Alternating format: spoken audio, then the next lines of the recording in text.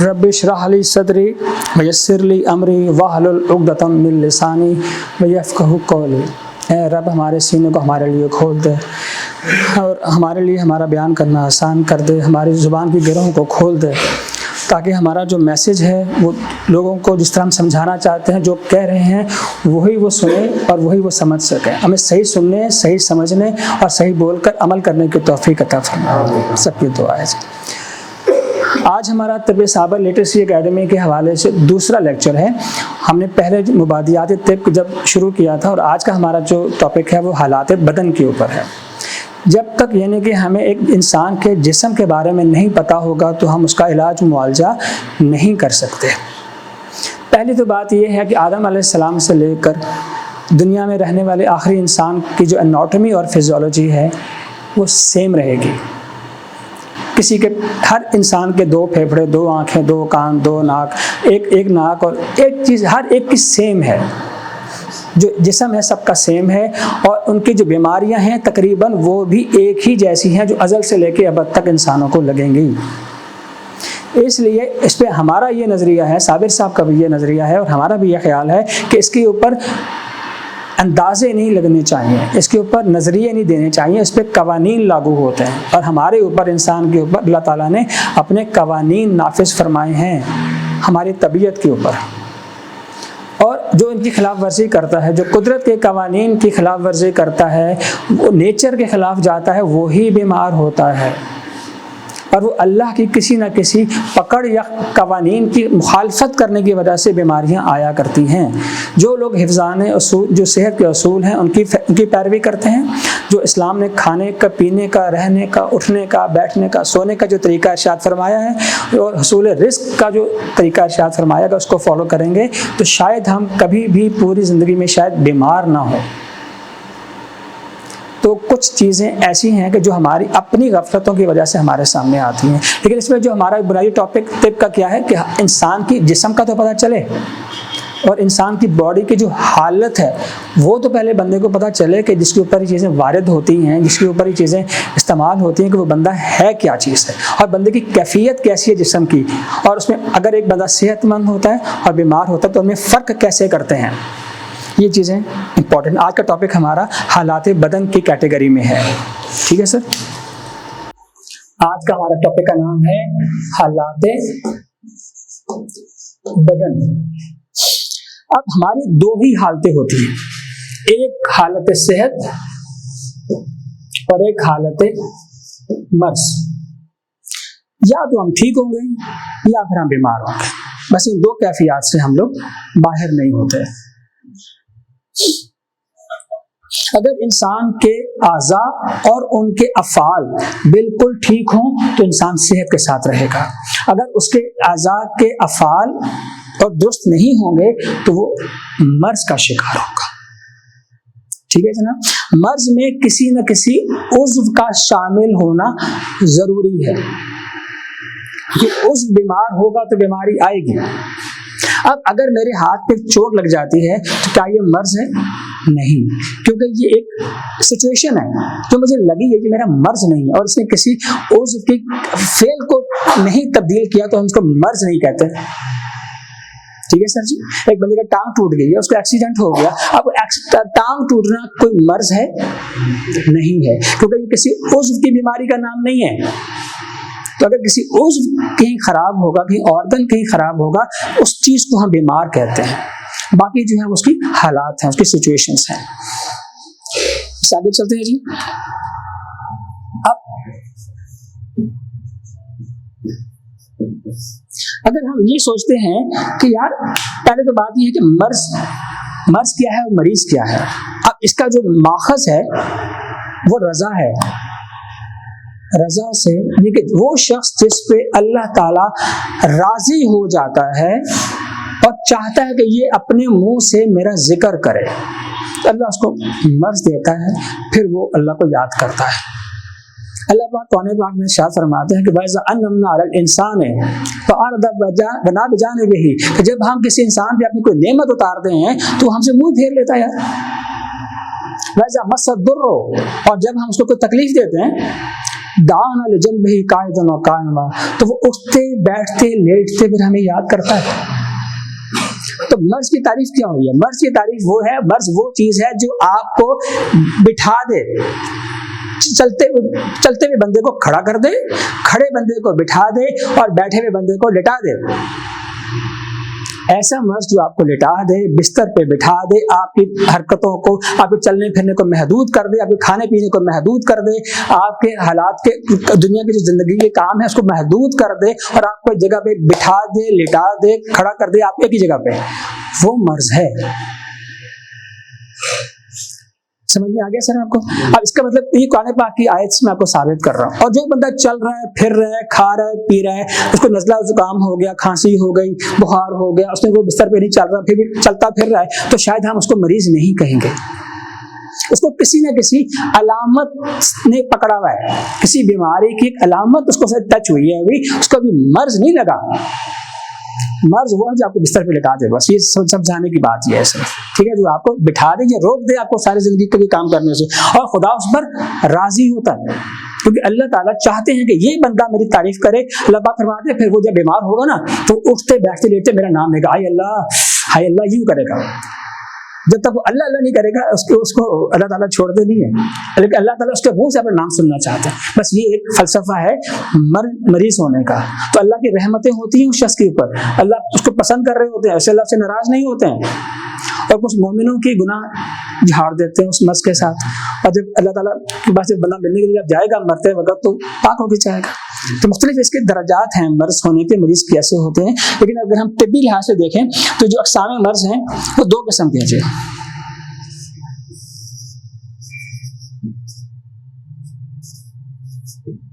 एक को हम कहते हैं मुफरिद, एक को हम कहते हैं मुरक्कब, यानी कि एक चीज में बीमारी होना या दो मुख्तलिफ आज़ा का मिलकर बीमार हो जाना, ये इस तरह दो मतलब हो गए।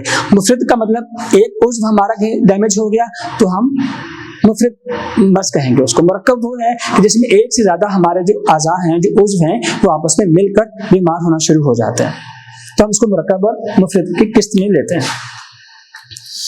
अब मुफरिद में अगर हम देखें तो हमारे पास कुछ चीजें आती हैं जी।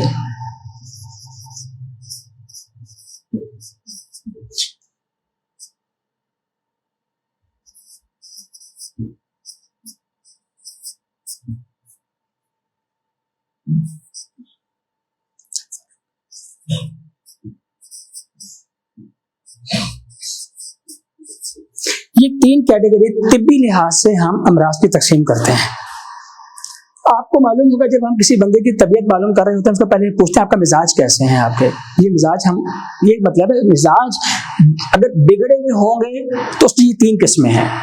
तभी बंदा बीमार होगा जब उसका मिजाज बिगड़ा हुआ होगा। तो उसकी तीन किस्में हैं जी। पहला है जी सूए मिजाज। सूए के मिजाज का मतलब कि जो सही मिजाज होना चाहिए उसके अगेंस्ट है, सिंपल सी बात है। जो बंदा मुतदिल होना चाहिए वो मुतदिल नहीं है, उसको हम सूए मिजाज कहते हैं। अब इसकी जो कैटेगरी है, अब दो किस्म की है जी। अच्छा, इसकी डेफिनेशन याद रखें कि हमारे जो नजरिया मुफिद आज़ा है और हमारे जो यूनानी भाई हैं उसमें हमें एक फ़र्क आज यहाँ समझने की ज़रूरत है। यूनानी वाले कहते हैं कि जो अखलाक की कमी बेशी से बंदा बीमार होता है। अखलाक क्या है? सफरा, सौदा और बलगम, इनकी कमी बेशी से बीमारियां आती हैं। और साबिर साहब ने इसको जो नजरिए को जो तो तजदीद फरमाई है आपने, उन्होंने ये फरमाया नहीं, ये उज़्वों की बीमारियां हैं। अगर बलगम बढ़ गया है तो उसके पीछे दिमाग के जो हमारा जो दिमाग है उसकी खराबी शामिल है, और अगर हमारा सौदा बढ़ गया तो हमारे जो मसल्स हैं, हमारा जो दिल है, उसकी खराबी जो है वो आगे ट्रांसफर हो रही है। यानी कि फ़िअल आज़ा वो जब तगय्युर में आते हैं तो तब जाकर बीमारी आती है। अखलाक खुद ब खुद तो बढ़ ही नहीं सकती जब तक उस उज़्व का अपना फेल ज्यादा या कम ना हो जाए। सर ये क्लियर हो गया आपको बात? यानी कि उज़्व की बीमारी को हमने बीमारी मानना है, उसके अलावा हम बीमारियों को, अखलाक की कमी बेशी को नजरिए के मुताबिक हम उसको बीमारी नहीं कहते। अब तगय्युर जो है जनाब, इसका मतलब ये कि उसके जो अफ़ाल हैं और उसकी जो तबी हालत है किसी उज्व की, अगर वो खराब हो जाए तो हम उसको सूए मिजाज कहते हैं। और इसका जो ताल्लुक होता है वो आमतौर पर ये दो कैटेगरीज हैं इसकी भी,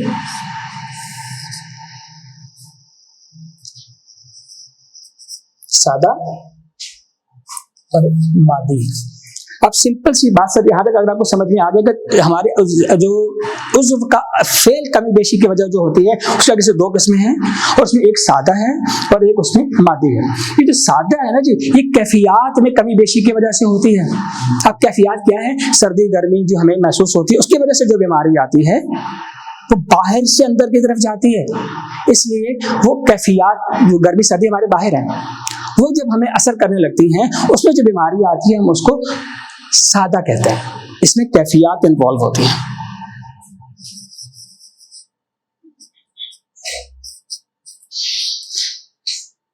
और जो मादी होती है जी, ये हमारे इसका ताल्लुक मादे से होता है। मादा वो है, अब जो ये आग गर्मी सर्दी नहीं है, ये हमारे खाना पीना है। खाना पीना जो हम खा रहे हैं पी रहे हैं उसकी वजह से जो बीमारी हमारे अंदर जाएगी वो मादी कहलाएगी। और उसका ताल्लुक, क्योंकि हर ग़िज़ा पहले खिल्त में तब्दील होती है, जब खिल्त में तब्दील होती है तो इसका मतलब है कि उसका ताल्लुक अब मादे से जुड़ गया। तो यहाँ पर ताल्लुक कैफियत के साथ है, और ये जो मादी है इसका ताल्लुक आपके खिलाफ के साथ है। ये इसकी मुफ्रद की हमारे पास एक छोटी सी कैटेगरी है। ये असल में तिब्बी लैंग्वेज है, इसलिए हम आपको वो टर्मिनोलॉजी भी सीखने की जरूरत होती है कि हम तिब्बी इस्तिलाह में इसको क्या कहते हैं, आम जुबान में क्या, लेकिन तिब्बी इस्तिलाह में हकीमाना जुबान में क्या कहते हैं। ये लफ्ज आपको याद रखने चाहिए कि सूए मिजाज की दो किस्में हैं, सादा और मादी।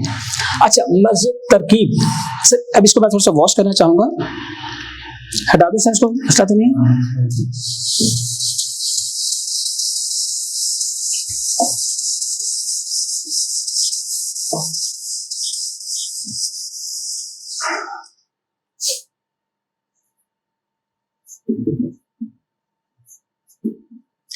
मर्ज़ तरकीब, देखिए हमारी बॉडी को अल्लाह ताला ने फरमाया कि लक़द खलक़नल इंसान फ़ी अहसनि तक़वीम, कि हमने इंसान को ना बड़े सही मुनासिब तरीके से उसको हमने बनाया है, उसका कवाम हमने बड़ा सही सेट किया है, उसका हर चीज़ का साइज, कान, जिसका हाथी के देखिए कान कितने बड़े होते हैं, उसकी ज़राफ़ों की टांगें कितनी लंबी हो जाती हैं, लेकिन इंसान को अल्लाह ताला ने ना बिल्कुल परफेक्ट बनाया है, और इससे बेहतर सूरत नहीं हो सकती किसी भी ज़ी रूह की, तो उसको इस पे अल्लाह ताला ने हमें बना दिया है। अब मर्ज़ तरकीब ये कि हमारी जो तरकीब है वो कहीं ना कहीं बिगड़ जाती है। अभी आपको जो मिसालें सामने आएंगी तो आपको समझ में आ जाएगा। ऐसे इसकी पहली चीज है जी मर्ज़ खलकत।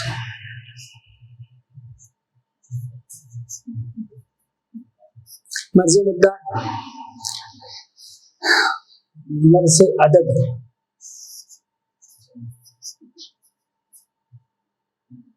मर्ज़ वज़ा, ये अपने अपने नामों में ही इनकी तशरीह छुपी हुई है। ये वो मर्ज़ है। मर्ज़ खलकत का मतलब अल्लाह ताला, देखिए हमारे जो जिस्म में, हमारे जो हम माँ के पेट में जब पल रहे होते हैं उसमें ही कुछ आज़ा कभी बेशी हो जाती है, कभी ऑक्सीजन कम मिल जाती है, कभी क्या मसले होते हैं, कोई पैदाशी अमराज होते हैं, कुछ बाद में आ जाते हैं, लेकिन हमारी खलकत में कुछ तब्दीली आ जाती है, क्योंकि हमारी जो बॉडी का जो नॉर्मल स्ट्रक्चर है हम उससे हट जाते हैं, तो उसको हम मर्ज़ खलकत कहते हैं। इसकी डेफिनेशन है इसकी। अब इसकी किस्में आप देखेंगे, किसी उज़्व का टेढ़ा हो जाना, इसकी डेफिनेशन क्या है? सॉरी, किसी उज़्व का टेढ़ा हो जाना। आपने देखा होगा कुछ लोगों के पाँव मुड़े हुए होते हैं पैदा होते वक्त, किसी के बाजू मुड़े हुए होते हैं, किसी की गर्दन टेढ़ी हुई भी होती है। ये जो टेढ़ापन है ना जी, ये मर्ज़ खलकत की डेफिनेशन में आता है। ठीक, मर्ज़ मिक़दार, अब ये इसका नाम आपको बड़ा अच्छी तरीके से समझा रहे हैं।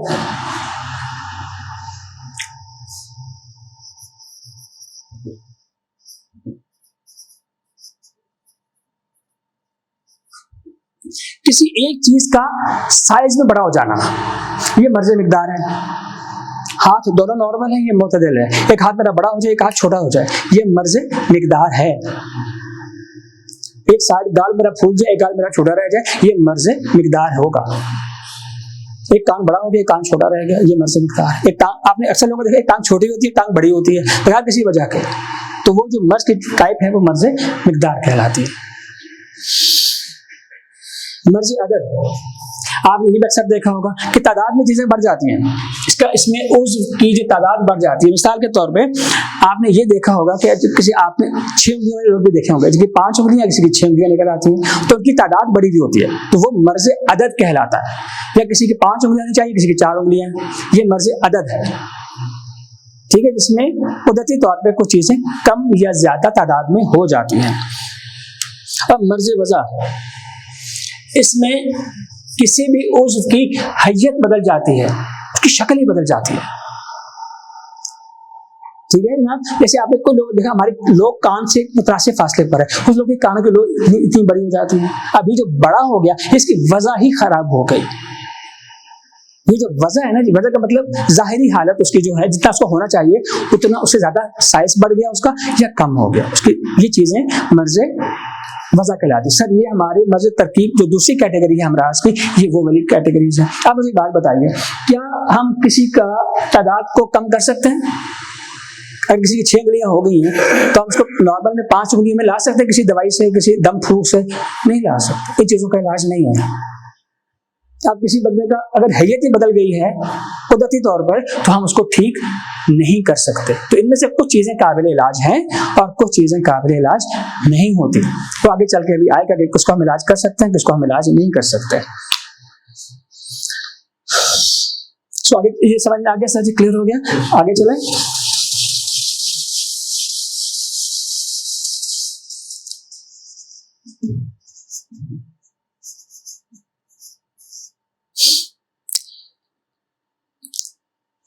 फर्क इत्तिसाल, ये वो वर्ड है, ये ऐसे उज़्व का काम करना ही अपना छोड़ देना, बातिल हो जाना।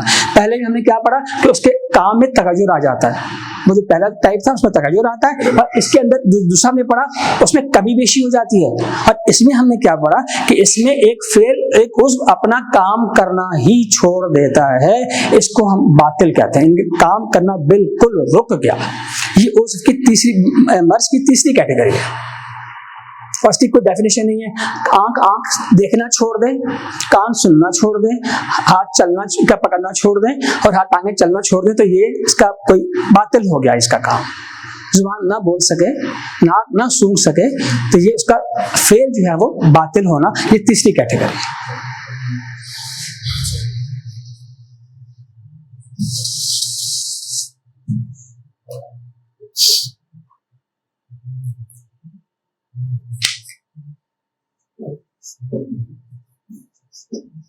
अच्छा, सबसे पहली बड़ी बात होती है जी, अच्छा जल्दी हम लेके चलते हैं इसको, वक्त मर्ज, ये भी समझना बड़ा जरूरी है। ये टॉपिक साबिर साहब ने बयान किया है। एक बीमारी की इब्तिदाई कंडीशन होती है, एक उसकी दरमियानी कैफियत होती है और एक उसकी इंतहाई कैफियत होती है। तो 3 कैटेगरीज हो गई, इब्तिदाई, दरमियाना और इंतहाई। हाँ, इंतहाई। ये दवाइयां, ये 3 कैटेगरी हैं जो अमराज के औकात में आती हैं। इसके अलावा एक और चीज भी होती है, कुछ बीमारियां रात को बढ़ जाती हैं, कुछ बीमारियां दिन में बढ़ जाती हैं। आपने अक्सर सुना होगा जिस बंदे को हार्ट अटैक आएगा उसको रात में बढ़ता है, तो कुछ लोग अल्लाह ताला रात की नींदें उड़ाता है, कुछ की दिन की नींदें उड़ाता है, किसी का दिल का चैन छीनता है। तो उसमें कुछ मर्ज दिन में बढ़ते हैं, कुछ मर्ज रात में पड़ते हैं, वो एक अलग चीज है। लेकिन अगर वक्त मर्ज देखें तो इब्तिदाई मर्ज होगा तो हमने उसको रादे दवाई देनी है। ये वैसे टॉपिक छोटा सा आगे, रादे का मतलब लौटाने वाले, और इसमें सिर्फ कैफियत होती है। किसी चीज ने आपको सर्दी गर्मी ने आपको टच किया हुआ होता है, आप उसको हल्की सी दवाई भी देंगे, मामूली सी कोई दवाई भी देंगे, मुलयन या मुहर्रिक भी देंगे, तो उससे ठीक हो जाएगा, तो वो आपको असल कैफियत भी वापस लेकर आएगा। उसको रादे कहते हैं, लौटाने वाली चीज, ठीक है जी। और अगर दरमियानी कैफियत पे बीमारी पहुंच जाए तो वो रादे और प्लस मुहल्लल से जाएगी। वो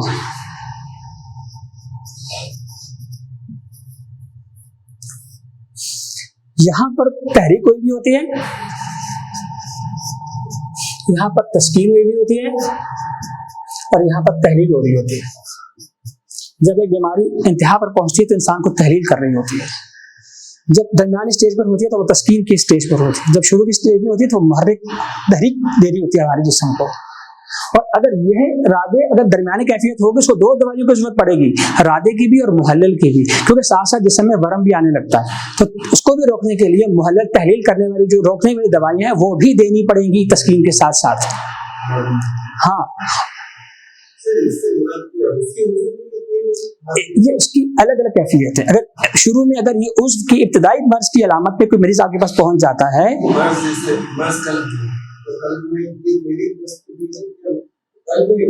नहीं, आप इसको ऐसे नहीं समझे।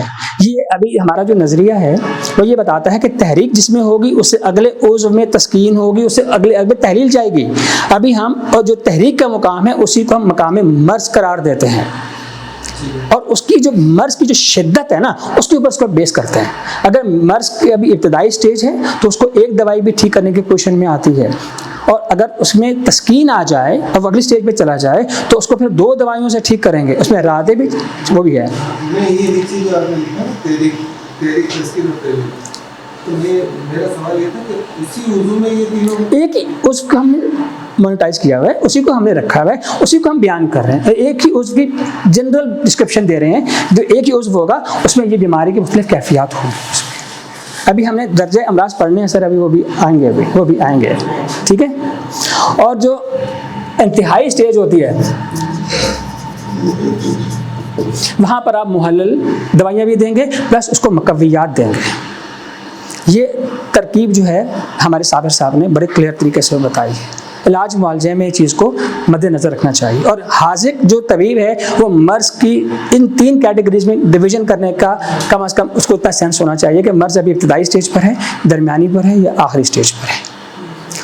अगर इसी स्टेज में किसी को आप मुकव्वियात दे देंगे तो कभी भी ठीक नहीं होगा, किसी को मुकव्वियात नहीं देते किसी को, और यहाँ पर आप किसी को मुहल्लल देंगे तो उल्टा हो जाएगा वो बंदा, ठीक है ना। तो ये नहीं कि ये अभी इल्मुल अदविया और तजवीज़ में इंशाल्लाह ये सारी चीज़ें आएंगी, अभी हम अमराज को डिस्कस कर लें। यहाँ तक से समझ में आ गया आपको?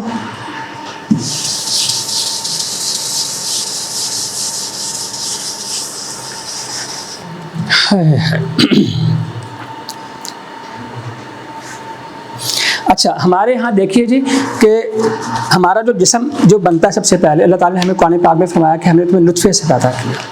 आदम अलैहिस्सलाम को तो मिट्टी से पैदा फरमाया, जो आम आदमियों को जो हम पैदा होते हैं खलक़ल इंसान हमें नुत्फ़तन, हमें नुत्फ़े से हमें पैदा किया। तो वो जो नुत्फ़ा है मर्द औरत का मिलने के बाद पहले जनीन बनता है, छोटा सा ज़ायगोट बनता है। वो जो ज़ायगोट है वो पहले एक शहतूत की शक्ल इख्तियार करता है, माँ के पेट में शहतूत की तरह का, और उसके बाद जौंक की शक्ल में आ जाता है। वो इंसान जो है वो जौंक की शक्ल में आता है। अब जब जौंक की शक्ल में आता है ना सर, उसके बाद फिर उसके अंदर से 4 तब्दीलियाँ आती हैं। सबसे पहले ये 3 तब्दीलियाँ, सबसे पहले उसके अंदर हड्डी बनना शुरू होती है। सबसे पहले उसकी जो तख्लीक में सबसे पहले जो चीज़ आती है वो हड्डियाँ हैं, और कुरान पाक की एक आयत भी हमें जो बताती है कि हमने हड्डी के ऊपर तुम्हारा गोश्त चढ़ाया। वो अब आयत में उसका लफ्ज़ पानी में दिमाग में नहीं, उसका तर्जुमा यही है कि हमने हड्डी पर गोश्त को चढ़ाया है हमने उसको। तो पहले हड्डी बनती है, और हड्डी से जुड़ी हुई चीज़ें जिनको हम करी हड्डी भी कहते हैं, और साथ ही जो चीज़ है ये मसल्स दिल की सबसे पहले अंडर में कैटेगरी में आती है। खुश्क चीज़ें है ना, तो ये हड्डी, करी, दिल और गोश्त ये सबसे पहले इंसान में तख्लीक होती है।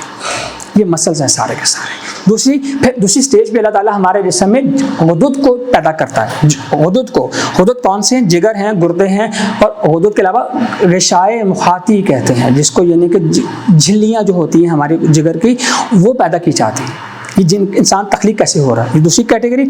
आखिरी हिस्से में अल्लाह ताला उसका दिमाग को, आसाब को और जिल्द को बनाकर उसको बंद कर देते हैं। ये इंसान की तख्लीक है, और ये 9 महीने में मुकम्मल होती है। आप उसको 3-3 हिस्सों में तकसीम करते जाएं। इससे हदीस में भी आता है कि वो गोश्त का छोटा सा टुकड़ा होता है, फिर वो बनता है, वो उसके सारी स्टेजेस हमारे सामने हैं। तो ये उसी हिसाब से इंसान की तख्लीक है। ये आप एलोपैथी पढ़ें, होम्योपैथी पढ़ें, हर एक में यही डिवीज़न है। अब अगले हम चलते हैं जी, उसकी जब हमारे अंदर अल्लाह ताला गुदूद पैदा फरमाते हैं तो हमारे साथ कुछ सिस्टम बनाते हैं हमारे जिस्म के अंदर। जब इंसान की तख्लीक होती है तो उसमें सारे सिस्टम काम कर रहे होते हैं, और हमारे अंदर तकरीबन 30 से ज़्यादा मुनज़्ज़म किस्म के सिस्टम चल रहे हैं, 30 से ज़्यादा। लेकिन जो बड़े सिस्टम्स हैं वो टोटल 4 हैं। 4 वो सिस्टम है जो हमारी पूरी बॉडी को रन करते हैं, और उनकी बुनियाद पर हमारा पूरी सिस्टम हमारी खड़ा हुआ है हमारा सिस्टम। अब कौन कौन से हैं जी? निज़ाम, हमारे जिस्म के जो निज़ाम हैं उनमें सबसे पहले निज़ाम ग़ज़ाइया है। फिर निज़ाम हवाइया है, फिर निज़ाम दमविया है और निज़ाम बोलिया है। ये 4 निज़ाम हमारे जिस्म की बुनियाद हैं जिनके ऊपर हम लोग खड़े हुए हैं। अब निज़ाम ये जो है इसका काम क्या है? जब आप कोई खुराक खाते हैं वो खिलात बनती है, खिलात के बाद हमारा खून बनता है, जिसको हम हमारी हिकमत की टर्मिनोलॉजी में बदन मा यतहल्लल का लफ्ज़ इस्तेमाल करते हैं कि बदन में जाके वो हल होने के बाद ग़िज़ा क्या बनती है, वो जो बनती है वो खून बनता है। तो इस ग़िज़ाइया निज़ाम के तहत, और ये बिल्कुल एक आज़ाद निज़ाम है ये हमारा, लेकिन इसका ताल्लुक़ क्या है? खून बनाना। ये जो निज़ाम ये जो हवाइया है, ये खून जो हमारी रगों में जाके शामिल होता है, जिस वक्त इस्तेमाल के काबिल नहीं होता, जब तक ये इसको ऑक्सीजन न मिले, जब तक वो हमारे फेफड़ों में ना जाए। अब फेफड़ों में जाता है तो ये इसको खून साफ हो जाता है, ये इसकी मातहत हो गया। और खून उस वक्त तक हमारे जिस्म में हमें फ़ायदा नहीं पहुंचा सकता जब तक उसके अंदर हरारत ना पैदा हो। गर्म होता है खून हमेशा, अगर वो गर्म नहीं होगा तो हमें फ़ायदा नहीं देता वो। इसलिए ये जो निज़ाम दमविया है, दमविया का मतलब ब्लड का ताल्लुक, यानी खून का जो निज़ाम है वो जब चलता है तो इंसान ज़िंदा रहता है, जब चलता है तो उसमें हरकी तवानाई आती है, और हरकी तवानाई की वजह से जो हरारत पैदा होती है उसकी वजह से खून गर्म रहता है। ठीक हो गया जनाब? तो इसलिए इसका क्या ताल्लुक हो गया? खून में हरारत पैदा करना, इस निज़ाम का ताल्लुक। और जब खून चलता है, जिस तरह हमारी गाड़ियों में पेट्रोल डलता है, उसके बाद उसका कुछ फुजला भी बनता है, उसमें कुछ कार्बन भी बनती है, उसका कुछ धुआं भी बनता है, तो हमारा ये जब निज़ाम बनता है उस पर कचरा भी तो पैदा होता है ना, उसको हमारे जिस्म से निकालना भी बहुत ज़रूरी है। इसलिए अल्लाह ताला ने हमारे सिस्टम में जो निज़ाम रखा है वो फुजलात का जो निज़ाम रखा है वो निज़ाम बोलिया कहलाता है। ये हमारे जिस्म के बुनियादी सिस्टम है। अगर इनमें से कोई भी सिस्टम बातिल हो जाए तो इंसान ख़त्म हो जाएगा। ठीक है जनाब, यहाँ तक क्लियर हो गया? अच्छा, एक से अलावा कुछ और निज़ाम भी हमारे जिस्म में काम करते हैं, लेकिन वो इजाफ़ी निज़ाम है। ये बुनियादी निज़ाम है। इजाफ़ी निज़ाम में जो इम्पोर्टेंट है उसमें एक बकाए नस्ल इंसानी है। हर चीज़ अपने आगे अपने बच्चों को पैदा करने की सलाहियत रखता है। इसको बकाए नस्ल इंसानी का निज़ाम कहते हैं, जिसको हम अब इसमें हमारे तौलीदी निज़ाम आता है मर्दों का, और ख़वातीन का तौलीदी निज़ाम आता है जो अपनी नस्ल को आगे बढ़ाता है। और उसमें हमारे जो मर्द हैं, आपको मालूम है, इसको ज़्यादा डिटेल में नहीं जाना चाहिए, उसमें हमारा उज़्व ख़ास होता है मर्दों में, और खुशिये होते हैं और मनी की नालियाँ होती हैं। ये हमारा तौलीदी निज़ाम है मर्दों का। कौन सी 3 चीज़ें? सब उज़्व ख़ास, खुशिये और हमारा मनी की नालियाँ, ये 3 इंपॉर्टेंट चीज़ें हैं। इसके अलावा अब ख़वातीन का जो तौलीदी निज़ाम है उसमें 4 चीज़ें इंपॉर्टेंट होती हैं। उसमें एक होता है रहम, यूट्रस, खुशियत और रहम, जिसको हम ओवरीज कहते हैं। ये 2 चीज़ हो गए। फिर काज़िफ़ीन, वो जो फलोपियन ट्यूब्स होती हैं, वो जो ट्यूब्स जो अंडे को यूट्रस में लेकर आती हैं, उसको काज़िफ़ीन कहते हैं, वो भी होना बहुत ज़रूरी है। और फिर वो जो विजाइना जिसको हम कहते हैं, उसको बज़र कहते हैं अरबी में, हमारे वो जो हिकमत की लैंग्वेज में, ये 4 चीज़ें मिलकर औरत का जो रिप्रोडक्टिव सिस्टम है, तौलीदी निज़ाम है, वो बनाती हैं। और इसके अलावा ख़वातीन ही में अल्लाह ताला ने 2 निज़ाम अलग से डाले हैं। एक है निज़ाम तमस। निज़ाम तमस वो है जिसमें उनको औरतों को माहवारी आती है, और इसके आपको मालूम है कि ये जो निज़ाम तमस है, अगर जिस औरत में होगा वो बच्चे पैदा कर सकती है, जिसका निज़ाम तमस काम नहीं करता वो औरत बांझ हो जाती है। और अगर इसके अलावा औरतों में एक निज़ाम इजाफ़ी है, उसको हम निज़ाम लबन कहते हैं, यानी कि दूध का निज़ाम। और ये जो निज़ाम है ये औरतों के लिए है, ये मर्दों के लिए नहीं है। और इसमें जो है आमतौर पर पिस्तान और दूध की नालियाँ शामिल होती हैं। ये निज़ाम मिलकर बच्चों को खुराक का बाइस होते हैं। मिटा दें इसको। हमारा ये जो 4 निज़ाम है, जो ग़िज़ाइया निज़ाम है, ये बिल्कुल इंडिपेंडेंट काम करता है। इसको किसी और निज़ाम की साथ अटैच होने की ज़रूरत नहीं होती। इसके अलावा हमारा जो हवाइया निज़ाम है ये नीम डिपेंड, वो भी इसी चीज़ पे करता है कि आप कैसी चीज़ें खा रहे हैं, वैसे वैसे वो फजलात को बाहर निकालेगा। ज़्यादा रतूबत वाली चीज़ें खाएंगे तो वो ज़्यादा रतूबत को खारिज करेगा, अगर आप कम खाएंगे तो रतूबत का खराज कम करेगा। तो ये हवाइया और ग़िज़ाइया के अंडर काम करता है। ये 4 निज़ाम हैं, ये किसी न किसी के अंडर काम करते हैं। आज यहाँ पे एक जो चीज़ बड़ी इंपॉर्टेंट होती है, आज उसको हम थोड़ा सा डिस्कस ज़रूर करेंगे। आम तौर पे वजूहात मर्ज़ क्या होते हैं? ये बड़ा इंपॉर्टेंट समझने वाली चीज़ है कि आखिर में मर्ज़ की वजूहात क्या हैं, एक बंदा बीमार ही क्यों होता है। तो सब पहली बात ये है, उसकी जो पहली वजह है निज़ाम की कमज़ोरी। अगर हमारा सिस्टम कोई भी, मैंने जो 4 सिस्टम बयान किया, अगर वो कमज़ोर पड़ जाएंगे तो हमारी बीमारी शुरू हो जाएगी। नंबर 1, अगर हमारे फजलात जो बन रहे हैं अगर उनका खराज कम हो जाए, वो बन ज़्यादा रही हैं, खारिज नहीं हो रहे, तो बीमारी शुरू हो जाएगी। ये दूसरी वजह। फजलात अगर नहीं खारिज हो रहे, वो खून में शामिल हो जाएंगे तो मर्ज़ शुरू हो जाएगा। ये तीसरी कैटेगरी। अगर एक, जैसे पेशाब की नाली का काम है पेशाब को खारिज करना, गुर्दे काम नहीं कर रहे हैं, अब वो अपना सिस्टम कहीं ना कहीं और भेजने की कोशिश करेगा, जो खुद काम नहीं कर रहा तो उसका फजला कहीं और जाएगा, तो वो जब दूसरे आज़ा से अपने फजले को खारिज करने की कोशिश करेगा तो बीमारी आ जाएगी। ये एक और चौथी वजह है। अगर तभी रास्ते से जहाँ से फजले को खारिज होना है वो उसके बजाय किसी और उज़्व से खराज पाता है तो बीमारी है। ये भी आपको मैं डेफिनेशन समझा दूंगा, लेकिन ये बुनियादी वजूहात किसी बंदे के बीमार होने का मतलब ये है, एक पॉलिसी है इन करने की हमारे जिस्म में ग़िज़ा को, और एक पॉलिसी है उसको प्रोसेस करने के बाद उसको खराज करने की। ये कि जब इन और आउट की पॉलिसी सही नहीं रहेगी तो बंदा बीमार हो जाएगा। उसका आमदन ज़्यादा है, खराज कम है, तब बीमारी। आमदन कम है, खराज ज़्यादा है, तब बीमारी। और अगर कहीं फजला कहीं और जाके रुक रहा है तो तब बीमारी। आप में से कभी किसी बंदे ने पखाना या पेशाब रोकने की कभी कोशिश की है? कभी इनका वाक़या पड़ गया हो कि मौका ना मिल रहा हो तो उसका असर आपके दिमाग तक चढ़ता है, आंखें तक सूझने लगती हैं, उसके पखाना निकलना उसने कहाँ से है, वो असरात कहाँ कहाँ छोड़ रहा है। ये नहीं कि देखें कितनी चीज़ें होती हैं। जिस बंदे को हार्ट अटैक आ रहा हो, हार्ट अटैक, अगर उसकी हवा खारिज हो जाए ना तो बंदा बच जाएगा। देखिए उसको सिर्फ एक इतनी सी हवा भी उसकी जान बचा सकती है, अगर वो खारिज हो जाए, लेकिन अगर वो रुकी रहेगी ना तो बंदा मर भी जाएगा।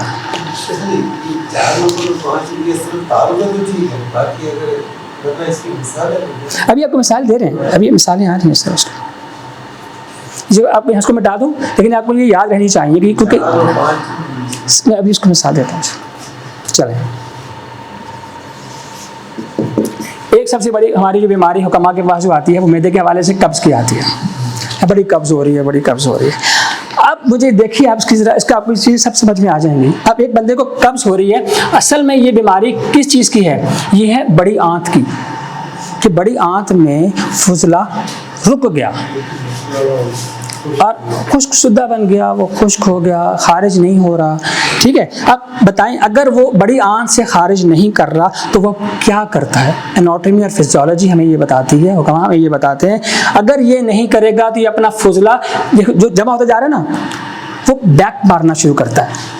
अगर आपने वो वापस करता है, कोई आगे तो जा नहीं रहा, उसका खराज पाना है, वो आगे नहीं आएगा तो पीछे जमा होना शुरू हो जाएगा, और जमा होगा तो कहीं और मुंतकिल करने की कोशिश करेगा, क्योंकि पीछे से आपने खाना बंद नहीं किया। कब्ज़ वाले बंदे ने खाना नहीं बंद किया, खाए जा रहा है, कब्ज़ भी नहीं कर रहा, इनके पेट भी नहीं कर रहा। अब इसकी मिसाल देखें, साबित साहब के मुताबिक अगर किसी बंदे को एक हफ्ते में 7 दिन में सिर्फ 3 बार पखाना आए तो उसको आप कब्ज़ का मरीज़ कह सकते हैं जी। जिसको पूरे 7 दिनों में 3 बार, इसका मतलब है जिसको 2 दिनों में पखाना या 2.5 दिन के बाद पखाना आ रहा है ना तो वो बंदा कब्ज़ का मरीज़ है। जिसको 1 दिन के बाद पखाना आ रहा है वो बिल्कुल नॉर्मल है। जिसको पूरे दिन में एक बार पखाना आता है, ही इज़ एब्सोल्युटली नॉर्मल। 1.5 दिन में आता है वो बिल्कुल नॉर्मल है। इसकी एक डेफिनेशन भी याद रखनी चाहिए, कब कहेंगे किसको? किसी बंदे को अगर मोशन लग जाए, किसी बंदे को 1 दिन में अगर 5 पखाने भी आए तो वो हिकमत के मुताबिक वो नॉर्मल है, वो मरीज़ नहीं है। हाँ, वो 7-8 पे चला जाए तो कान खड़े होने चाहिए, यार ये बंदा उसको मोशन लग गया, इसको असहाल हो गया, 10 लग गए हैं उसको, लेकिन इससे कम पे कोई बीमारी नहीं है। ठीक है जनाब। अब अगर किसी बंदे को कब्ज़ होगा तो मैंने आपको क्या समझाया, चीज़ें रिवर्स बैक मारेंगी। अब जब रिवर्स करेंगी तो कहाँ कहाँ जाएंगी? पहली बात, सबसे पहले जो उसके करीब तरीन जो जगह है ना वो है गुर्दे, वो अपना फजला वहाँ भेज देगा खून के ज़रिए। ये कोई नालियाँ नहीं है, वहाँ से आंत के ज़रिए खून को प्रेशर देगा, जिसको हम, अगर आप कभी किडनी की कोई रिपोर्ट देखें उसमें हाइड्रोनेफ्रोसिस लिखा हुआ होता है कि गुर्दे काम नहीं कर रहे तो फजला पीछे फेंक रहे हैं और प्रेशर बना रहे हैं ब्लड प्रेशर के ऊपर। अब अगर कब्ज़ होगी तो वो गुर्दों को अपना फजला भेजेगा, अगर वहाँ से भी ना होगा तो फिर वो उसका जो उसके फुजले फेफड़े तक पीछे तक चले जाएंगे, और अगर वहाँ तक भी ना हो सका तो वो आखिर में फिर वो पूरी जल्द पे उसको फैला देता है। अब क्या जल्द पखाना करने की जगह है? क्या फेफड़े पखाना खारिज करने की जगह है? नहीं है। क्या हमारे गुर्दे फेफड़े पखाना खारिज करने की जगह हैं? वो तो पेशाब खारिज करने की जगह है। लेकिन ये है वो इन तीन जो दो अफ़आल जो अभी आप मुझसे पूछते थे ना, उनकी एग्जाम्पल ये वाली है। जिन लोगों के हाथों पे निशान पड़ जाते हैं, काले काले झाइयाँ लोगों की पड़ जाती हैं, जिनके स्किन पे डॉट्स पड़ जाते हैं और जिनको फोड़े फिंसियाँ निकल आती हैं, वो फजलात का गैर तभी रास्ते से निकलना ही तो है, और क्या है। ठीक हो गया सर जी? सब मिसाल समझ में आ गई? That's good.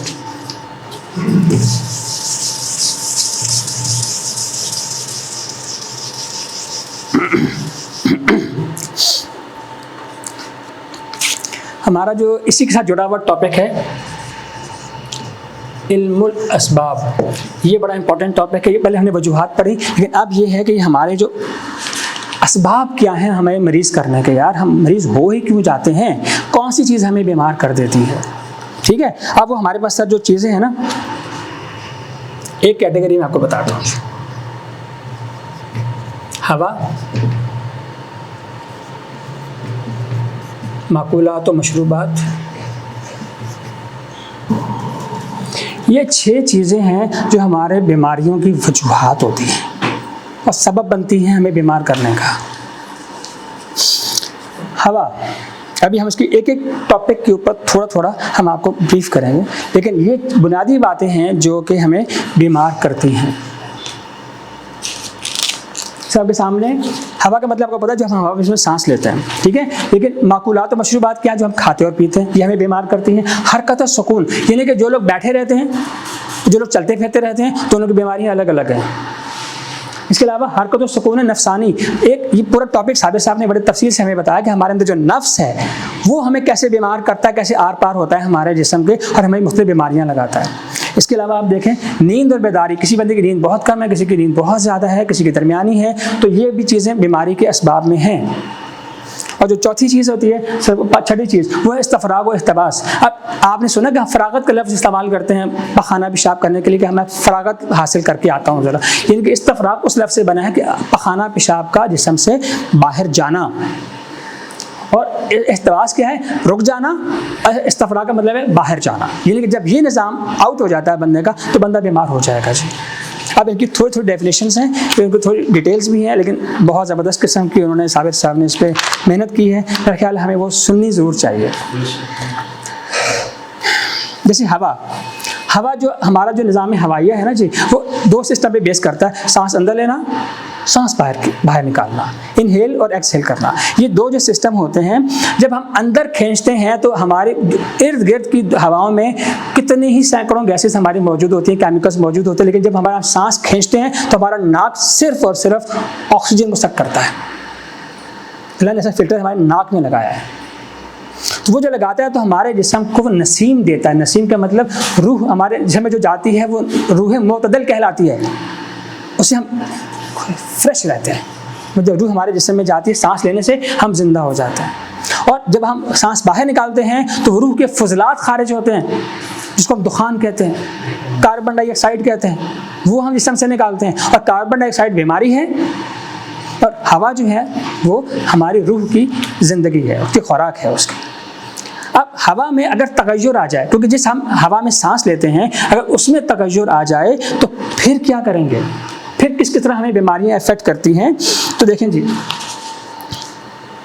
अब हम सिर्फ यहाँ पे थोड़ा सा हवा को बयान कर देते हैं। हवा 2 किस्म की है जी, तबई और गैर तबई। तबई क्या है ये देखें, इसकी 4 कैटेगरीज हैं। मौसम की हवा, मुख्तलिफ सिमत की हवा, पहाड़ों का कुर्ब,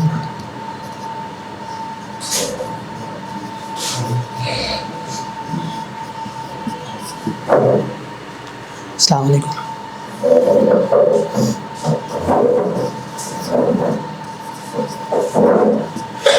सर हवा को ये 4 फैक्टर्स जो हैं वो अलग अलग हिस्सों में तकसीम कर देते हैं। पहला फैक्टर क्या है, आपने देखा कि मौसम जो है 4 किस्म के मौसम होते हैं, बहार, खिज़ां, गर्मी, सर्दी। ये मौसमों की सबकी अलग अलग हवा होती है, ठीक है। जो बहार की हवा होती है वो बिल्कुल मोतदिल होती है, उसमें कोई गर्मी सर्दी रतूबत आपको ज़्यादा अखराज हर चीज़ बैलेंस्ड होती है। तो वो कौन सी हवा होती है, बहार की। गर्मी, जो गर्मी में जो हवा चलती है वो कैसी होती है, वो गर्म खुश्क होती है, वो गर्म भी होती है तो वो खुश्क भी होती है। ये उसकी टाइप एक और समझ में आती है। अब जब खिज़ां आएगी, खिज़ां आमतौर पे नवंबर में आता है, नवंबर दिसंबर में, तो उसमें कैसी कैसी होती है, सर्द खुश्क हवा चलती है। तो उसकी हवा कैसी होती है, सर्द खुश्क। इसी तरह जब आप सर्दी देखते हैं, जब फुल सर्दी होती है तो उसमें जो हवा होती है वो सर्द तर होती है। ये 4 कैटेगरीज की हवाएं मौसम के साथ जुड़ी हुई हैं जी। सर्द कब होती है? जब सर्दियाँ आती हैं, हाँ, तभी मौसम की हवा समझ में आई है। और इनमें हर किस्म की बीमारी, अब जैसी आपकी तहरीक होगी, मिसाल के तौर पे एक बंदे की तहरीक है 4 नंबर या वो गुदी उजलाती है, उसके अंदर अपनी तबीयत के अंदर ही गर्मी और खुश्की ज़्यादा है, वो जैसे ही इस मौसम में आएगा तो वो बीमार हो जाएगा, गर्मी में आएगा तो, क्योंकि उसको बाहर की गर्मी और अंदर की गर्मी दोनों मिलकर उसकी दोनों कैफियतों को बढ़ा देंगे।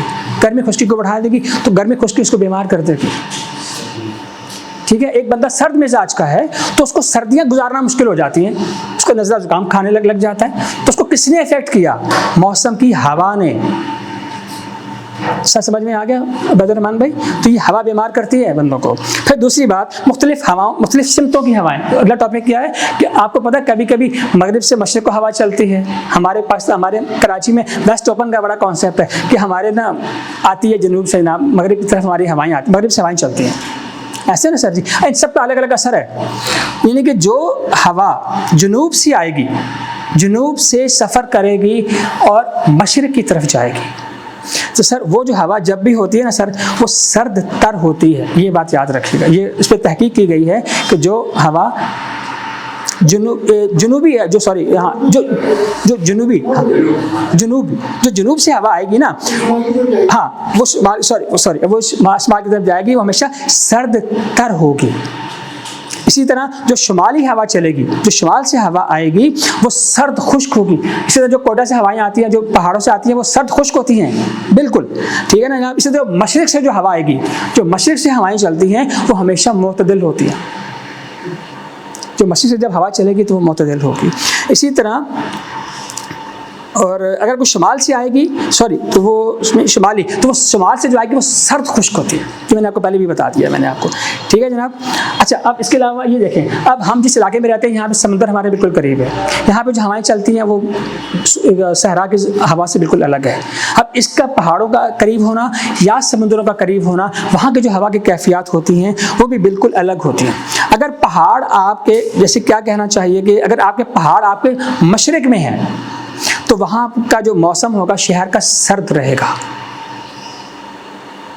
जिसके पहाड़ मशरिक़ में, जिस शहर के मशरिक़ में पहाड़ हैं तो उस शहर का मौसम हमेशा ठंडा रहेगा, सर्द रहेगा। अगर उसके शुमाल में अगर पहाड़ हैं या समुंदर है तो उसका मौसम गर्म रहेगा, ये से अल्लाह की शान है। और अगर उसका मशरिक़ में अगर उसके समंदर होगा तो वो इलाका गर्म रहेगा, अगर किसी का शुमाल में समंदर होगा तो वो ठंडा रहेगा। ये साबिर साहब ने इस पर बहुत तहकीक करने के बाद ये वाले मौसम हमें बताए हैं। तो जैसा इलाका होगा तो वहाँ के उसी मिजाज के लोगों में बीमारियाँ भी नजर आएंगी। सर बिल्कुल खत्ते के लिहाज से बिल्कुल बिल्कुल नहीं, हम अभी एक यहाँ पहाड़ों की बात भी हुई, हमारे यहाँ कौन से पहाड़ है ना, हाँ हाँ हाँ हाँ बिल्कुल है सर। नहीं, देखिए मैं आपसे कर्ज करूँ, हमारी दुनिया में कुछ सर्द इलाके हैं, कुछ बहुत गर्म इलाके हैं, कुछ मोतदिल इलाके हैं। जहाँ पे मोतदिल होते हैं ये वहाँ पे सारे मौसम होते हैं और ये सारे हालात होते हैं। और हम जिस इलाके में रह रहे हैं मोतदिल इलाका है, यहाँ पे आपको सब कुछ मिलेगा। आप यूरोप में जाएंगे वहाँ सिर्फ ठंड ही ठंड है, अफ्रीका में जाएंगे सिर्फ गर्मी गर्मी है, यहाँ पे कोई खजाना बात का कॉन्सेप्ट नहीं है। वही अर्ज कर रहा हूँ कि सर उन्होंने मुकम्मल तौर पे एक जामे आप एक बात बताई। आप दुनिया के किसी कोने में भी हों, आपको तशखीस में थोड़ी सी आसानी हो जाएगी, ठीक है। और हमें आपको यहाँ पे देखें, आप अगर चाइना में चले जाएं, चाइना में सारे बंदे पीले पीले हैं, अफ्रीका में सारे बंदे काले काले हैं, और यूरोप में सारे बंदे गोरे गोरे हैं। क्या हम इन सबको सफरावी और गुद्दी और सौदावी सबको कह देंगे? नहीं कह सकते, नहीं कह सकते। वो काले होने के बावजूद भी असाबी हो सकते हैं, इसलिए क्योंकि आप उनको कैसे कहेंगे? इसका मतलब है एक स्किन के ऊपर तो हम उनको बेस नहीं करेंगे ना, हम बाकी चीज़ों को भी मद्देनजर रखेंगे, उनके इलाकों को भी देखेंगे। हाँ,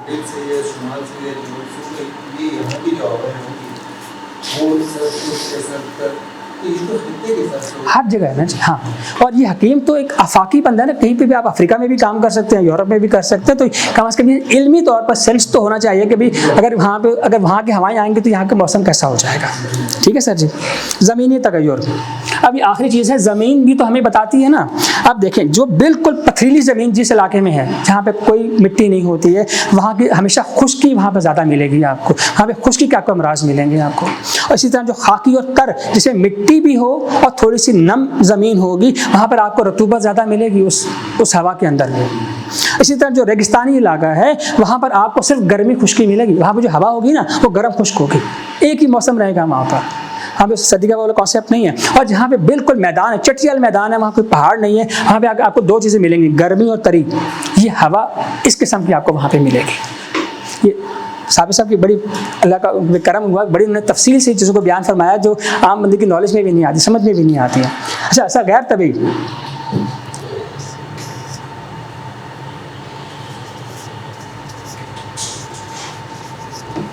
अगर कोई गैर तबी हवा होगी तो वो कैसी होगी? जिसको हवा होनी चाहिए वैसे वो हवा नहीं हो रही है, उसको गैर तबी कहेंगे जी।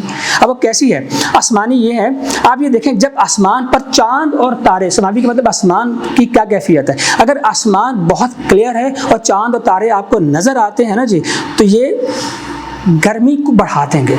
जिस रात में चांद तारे बहुत क्लियर होंगे as compare to normal days, उन दिनों में गर्मी के असरात ज़्यादा होंगे। इसके अलावा जब सूरज ग्रहण लग जाता है, सूरज ग्रहण और चांद ग्रहण जब आसमान पे लग जाए तो सर वो मौसम गर्मा में भी सर्दी के असरात देने लगते हैं जी। ग्रहण के अंदर तो वहाँ पे हवा गैर तबी हो जाती है, सिर्फ उस टाइम के लिए जब तक वो सूरज ग्रहण लगा हुआ है। इसलिए सरकार दो आलम सल्लल्लाहु अलैहि वसल्लम जब भी कोई गैर तबी सिचुएशन होती थी, नमाज के लिए खड़े हो जाते थे।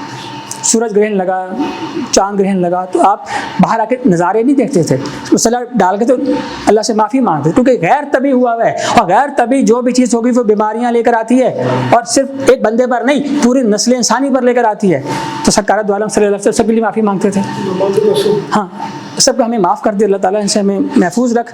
और इसके अलावा क्या है, अर्जी गैर तबी क्या है कि कहीं पर कोई वबा फैल जाए, वबाएं भी तो फैलती है ना हमारी, और अगर कहीं वबाएं फैल जाएं तो वो अर्जी गैर तबी तौर पे वहाँ की हवा मुताफन हो जाती है। यहाँ पे बहुत सी चीज़ें मर जाएं, यहाँ पे कुछ इंसान बहुत सारे मर जाएं, लाशें बहुत इकट्ठी हो जाएं, या बहुत ज़्यादा की बीमारी से कोई बारूद फैल जाए, तो वहाँ की हवा जो है वो मुताफन हो जाती है और गैर तबी हो जाती है। हाँ सर, ऐसी है सर। आपको यहाँ तक समझ में आ गया सर जी? हवा को हमने समझ लिया थोड़ा सा। अगला टॉपिक है हमारा माकुलात व मशरूबात।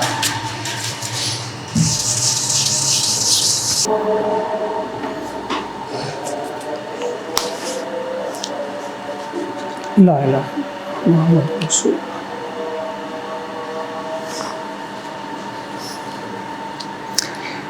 अच्छा जी सर जी, देखें कि हमारे पास जो माकुलात व मशरूबात होते हैं, खाने की चीज़ें और पीने की चीज़ें, ये भी हमें बीमार करने में एक सबब का किरदार अदा करते हैं। अब हमारे पास जो कैटेगरीज हैं वो तीन कैटेगरीज हैं। एक है ग़िज़ा, और एक है दवा, और एक है सुम।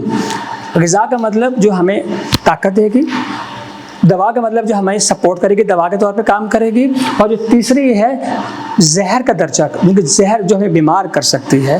ये तीन चीज़ें हमारे खाने पीने में शामिल है माकुलात में। अब एक है ग़िज़ाए मुतलक, यानी कि बिल्कुल प्योर ग़िज़ा, प्योर दवा और प्योर जहर, प्योर मारने वाली चीज़। ये तीन कैटेगरीज हम खाते हैं, ठीक है जनाब। अब इसका मतलब क्या है? जो ग़िज़ाए मुतलक है ये हमारे जिस्म में जाकर हमारे जिस्म का हिस्सा बनती हैं, जुज़्वे बदन बनती हैं।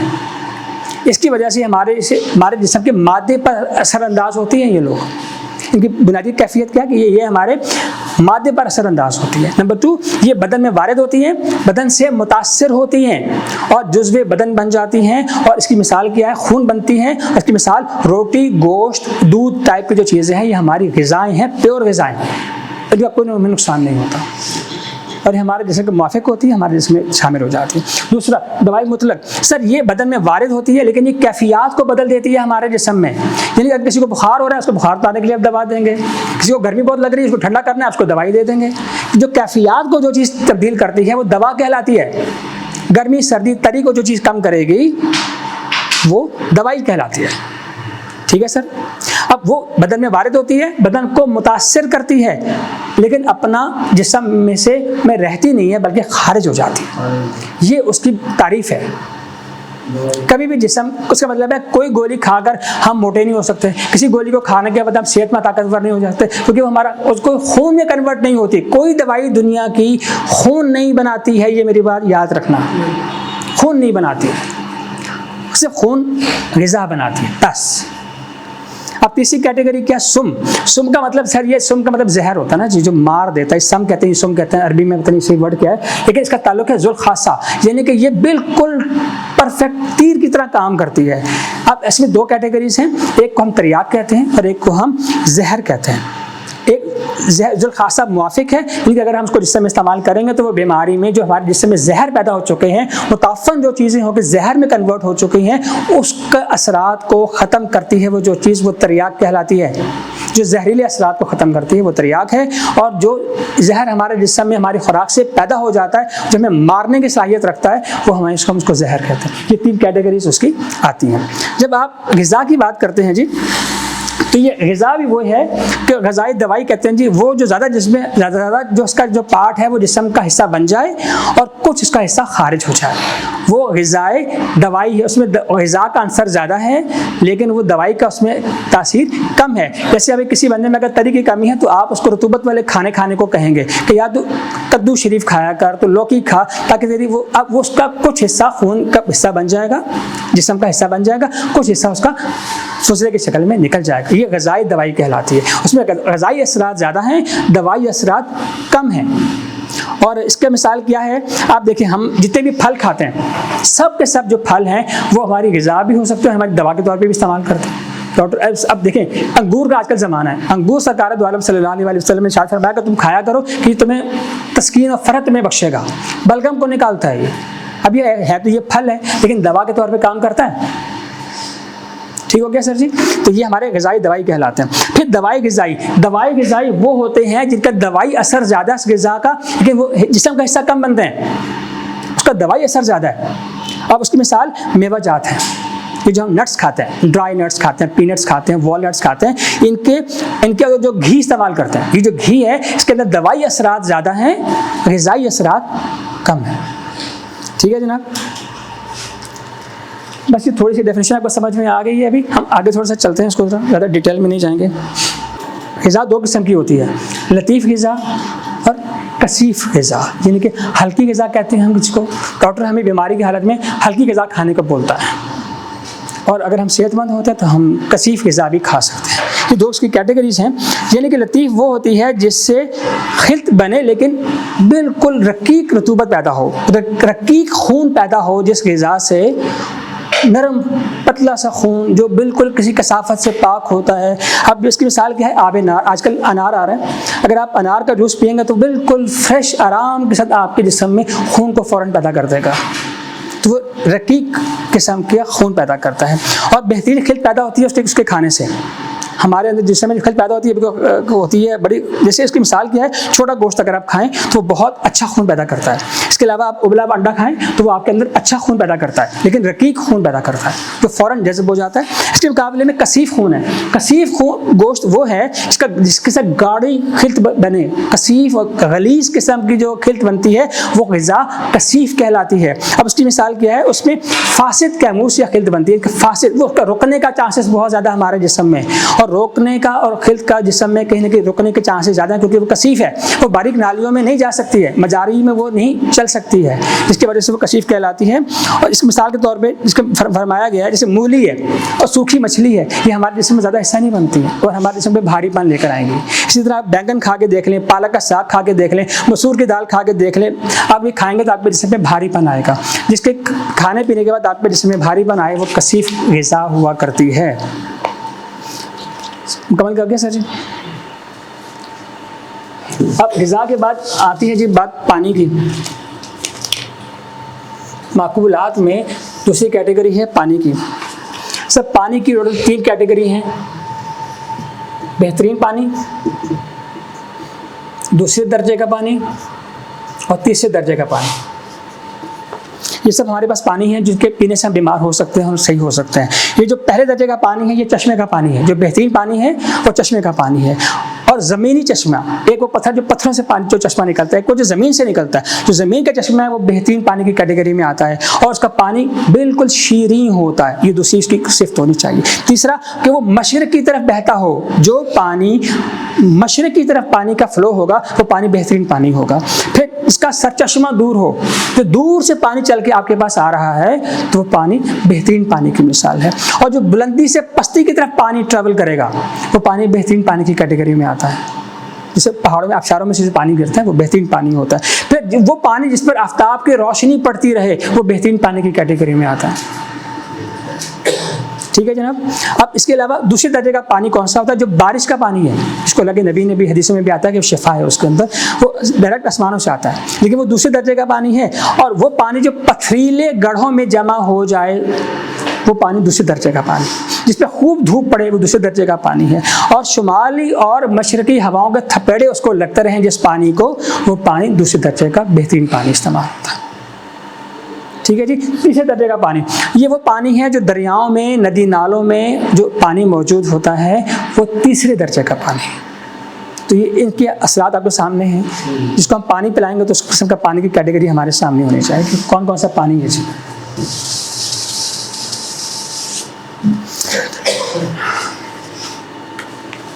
पहले हम इसको डिस्कस कर लेते हैं।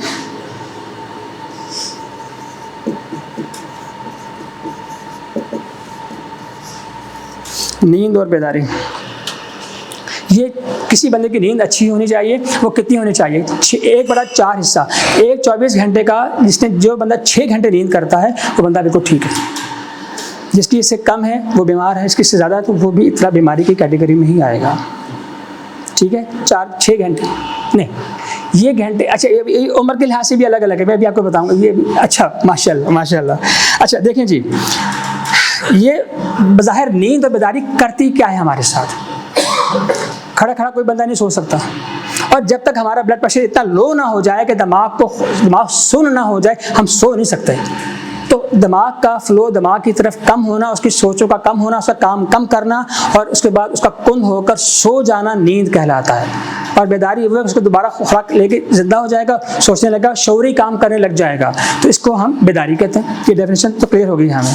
ठीक है जनाब। अब जो नींद है वो हमारे जिस्म में तरी पैदा करती है। सर नींद क्या पैदा करती है? तरी। इसीलिए हम सोए रहते हैं, ठंडा कर देती है। इसीलिए मुर्दा जब ठंडा होता है ना तो अल्लाह के नबी ने फरमाया अन्नौमु अखुल मौत है, कि जो नींद है वो मौत का भाई है। उसमें भी मुर्दा भी ठंडा तो सोया हुआ बंदा भी ठंडा। और ये जो नींद है ना जी, ये इसकी वजह क्या है? सर्दी खुश्की। जब खून गाढ़ा होने लगता है तो इंसान को नींद आने लगती है। तो जिसका खून भी गाढ़ा होगा उसको नींद ज़्यादा आएगी। और ये कौन सी तहरीक होती है? खुश्क सर्द, या ये कौन सी तहरीक है सर? हाँ, पहली और दूसरी जो तहरीक होती है इस पर लोग ज़्यादा सोते हैं। अच्छा जी, नींद में अब होता क्या है? जिस बंदे का बज़ाहिर जिस्म ठंडा होना शुरू हो जाएगा नींद के वक्त, तो उसका सारा खून का फ्लो अंदर की तरफ चला जाता है। तो अंदरूनी अज़ा उस वक्त तक़वियत पकड़ते हैं जब एक इंसान सो जाता है। और जब एक बंदे का अगर बाहर का जिस्म गर्म है, हर वक्त गर्म रहता है, तो उसके अंदरूनी अज़ा को खून कम मिलेगा, वो कमज़ोर हो जाएंगे। सर ये बात समझ में आई? एक हमारे जिस्म का बैरूनी हिस्सा है, एक हमारे जिस्म का अंदरूनी हिस्सा है। जिस बंदे का बैरूनी हिस्सा ज़्यादा गर्म रहेगा, इसका मतलब है ब्लड का जो रुझान है वो बाहर की तरफ है, जिल्द की तरफ है, तो अंदरूनी अज़ा को खून कम मिलेगा, उसके अंदर के सिस्टम कमज़ोर होंगे। लेकिन जिस बंदे का बाहर का जिस्म मुतदिल या ठंडा होगा, उसका सारा खून का जो फ्लो है वो अंदरूनी अज़ा की तरफ रहेगा, तो ये उसकी सेहत की निशानी होगी। ठीक है जनाब। नींद जो है, जब हम सोते हैं तो नींद हमारी रूह जो है हमारे अंदर जिस्म में धंस जाती है, और जब हम बेदार होते हैं हमारे अंदर की रूह जो है वो बाहर को आ जाती है। ठीक है जनाब। और इसीलिए जब हम सोते हैं हजरत, ये बड़े इंपॉर्टेंट बात है, जब हम सोते हैं हमारा सब ठंडा हो जाता है, इसीलिए हमें रात सोते वक्त कुछ ना कुछ ओढ़ने की हाजत होती है। कुछ चादर ले लूँ मैं अपने ऊपर, मैं कुछ ले लूँ, क्योंकि हमारा जिस्म बाहर का ठंडा होने लगता है सर। तो नींद वो कैफियत है।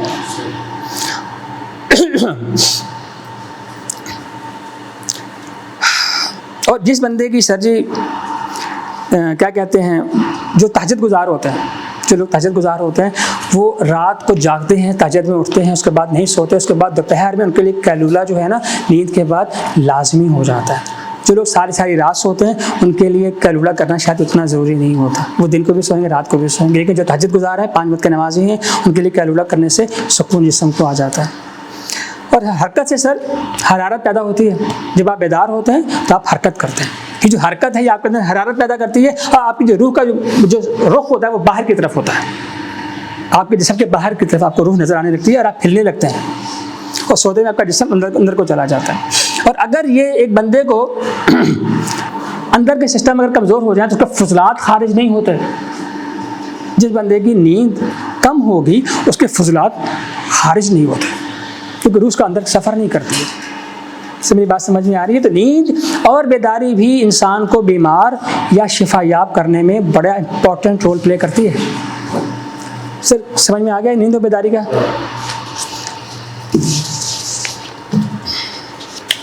अगला टॉपिक है हमारा हरकत और सुकून। सर ये हमारे बुनियादी हमारे जिस्म के हिस्सों में से है कि हम लोग हरकत भी करते हैं और हम चलते भी हैं।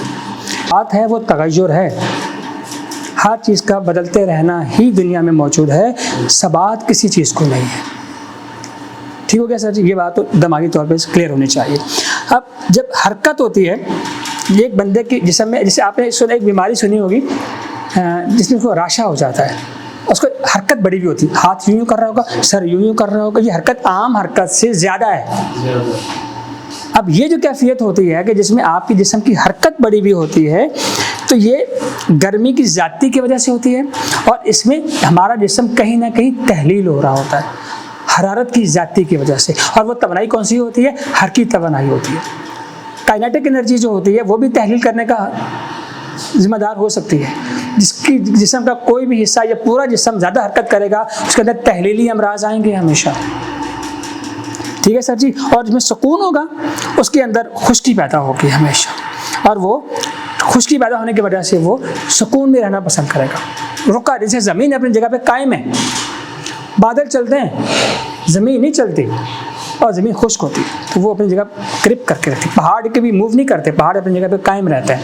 तो हरकत और सुकून का जो कॉन्सेप्ट है वो कुछ इस किस्म का है कि जो बंदा जिसका प्रोफेशन बैठे रहने का है, जो बंदा किताबों में लिखा है, जो बंदा 11 घंटों से ज़्यादा बैठा रहता है तो उसकी असल ज़िंदगी में से 15 साल कम हो जाते हैं जी, कम हो जाएंगे। और जिसकी ज़िंदगी में चलना फिरना मौजूद है वो भी ठीक हो जाएगा। इनका आप देखें, इसका मतलब है बहुत सी बीमारियों का इलाज, जिसकी हरकत बहुत बड़ी हुई है उसका इलाज सुकून है, और जिसको सुकून बहुत है उसका इलाज चलना फिरना है। तो ये इनका भी हमारी बीमारियों में, हमारी तबीयतों में बड़ा असर होता है। अब जितने मजदूर हैं, जितना मजदूर तबका है, उनका सारा काम है पत्थर तोड़ना, तगाड़ियाँ उठाना, ईंटें उठाना, ऊपर जाना, नीचे आना, तो उनके जिस्म की हरकत तवानाई बड़ी भी होती है और हरारत उनमें बहुत होती है, तवानाई उनमें बहुत होती है। ठीक है ना सर जी। इससे तो जो आलिम लोग होते हैं, डॉक्टर लोग होते हैं, सारे चिट्टे चिट्टे होते हैं, गोरे गोरे होते हैं, बैठे हो तो उनका काम ही बैठना है। उनकी तोंद भी निकल आती है, उनके रंग भी सफ़ेद हो जाते हैं। इनके उनको बैठने ने बीमार किया और किसी को चलने ने बीमार किया। और किसी भी चीज़ का एतदाल से बढ़ जाना, नींद का, खाने का, पीने का, सोने का, जागने का, चलने का, फिरने का एतदाल से बढ़ जाना, ये कम हो जाना ही बीमारी है। बस ये बात याद रखें। ठीक है जनाब। अब हम आखिरी जो हमारा जो टॉपिक है वो है हरकत सुकून नफसानी। इसमें भी साबिर साहब ने बड़ी अच्छी तहकीकात फरमाई हैं, वो भी मैं आपको बता दूँ जी। हमारे जिस्म में जो नफ्स है ना, मैंने आपको लास्ट हमारा जो लेक्चर था उसमें मैंने बताया था कि बीमारियां असल में नफ्स को ही रखती हैं। और उन्हीं का जब नफ्स हमारा अंदर बाहर मूव करता है, हमारे जिस्म से अंदर कभी जाता है कभी बाहर आता है, तो नींद की हालत में हमारा नफ्स या रूह अंदर को चला जाता है और जब बेदार होता है तो बाहर को आ जाता है। इसका मतलब उसका अंदर आना और बाहर जाना लगा रहता है और उसके आने से कुछ हमारे ऊपर असरात आते हैं। और वो असरात क्या आते हैं जनाब? अब इसकी 3 कैटेगरीज हैं। देखें, दफ़तन किसी का नफ्स का बाहर आ जाना या अंदर चला जाना, ये मर्ज़ की एक कैफियत है। अभी आपको उसकी मिसालें समझ में आ जाएंगी आपको। और आहिस्ता आहिस्ता नफ्स अंदर को जा रहा है फिर बाहर को आ रहा है, ये दूसरी कैटेगरी। तीसरी कैटेगरी बैक वक्त अंदर भी आ रहा है बाहर भी आ रहा है, फौरन ठकटक ठकटक ठकटक, ये तीसरी कैटेगरी है। एकदम मुकम्मल तौर पे बाहर रहना, मुकम्मल तौर पे अंदर चले जाना एकदम से, तो वो दफ़तन की कैटेगरी में आएगा। आहिस्ता आहिस्ता बाहर नफ्स आ रहा है, आहिस्ता आहिस्ता नफ्स को बाहर को जा रहा है। हमारा इस वक्त नफ्स से मुराद वो नफ्स है जिसका कुरान पाक में जिक्र है। हमारे जो आमतौर पे जो नफ्स यहाँ पे जिक्र करते हैं वो गंदा वाला उस माने में नहीं है, ठीक है। हाँ, वो अलग चीज़ है। तो बेक वक्त नफ्स का अंदर और बाहर जाना, ये तीसरी कैटेगरी है। ठीक है जनाब। अब इसके ज़रा हमारे ऊपर असरात देखें। ये नफ्स की जो 3 कैटेगरीज अभी हमने पढ़ी हैं, अगर ये जिस्म ये हमारे अंदर कुछ कैफियत है। पहला हमारे पास कैफियत आती है, वो आती है गुस्से की। अगर एक बंदा मुस्तकिल तौर पे गुस्से में रहता है या थोड़ी देर गुस्से में रहता है या तेज़ गुस्से में आता है, तो उसके अंदर दफ़तन उसका गुस्सा बाहर को आता है। एक चीज़ आपने गलत देखी, फ़ौरन गुस्सा चढ़ गया, आपने थप्पड़ लगा दिया, ये कर दिया, वो कर दिया, उस वक्त नफ्स एकदम बाहर आता है, दफ़तन की कैटेगरी में आएगा। वो गुस्सा फ़ौरन आपके बाहर नज़र आने लगेगा, आपकी आंखों में से शोले निकलने लगेंगे, आप लफ्ज़ आपके फट के अटक के निकलने लगेंगे और आपको अपने ऊपर कंट्रोल नहीं रहेगा। तो ये नफ्स के अचानक बाहर आने की निशानी है। ठीक है सर जी। खौफ, जब एक बंदे को खौफ लाहक होता है तो उसका जो है दफ़तन वो अंदर को चला जाता है। अचानक आपके सामने कोई कुत्ता आपके पीछे भाग कर आ जाए, कोई आपके सामने कोई डरावनी चीज़ आ जाए, आपको एकदम आप अंदर को सिमट जाते हैं। हाँ, आप एकदम, आपका जो नफ्स है वो आपके बाहर से अंदर की तरफ मूव कर जाता है। तो ये कैफियत कौन सी होती है? खौफ की। अल्लाह ताला क्या फरमाते हैं कि अल्लाह के नबी का फरमान है, अल ईमान बैनल खौफ वर रिजा, कि ईमान उम्मीद और खौफ के दरमियान की कैफियत का नाम है। अब खौफ से भी अल्लाह ताला आजमाते हैं, है ना।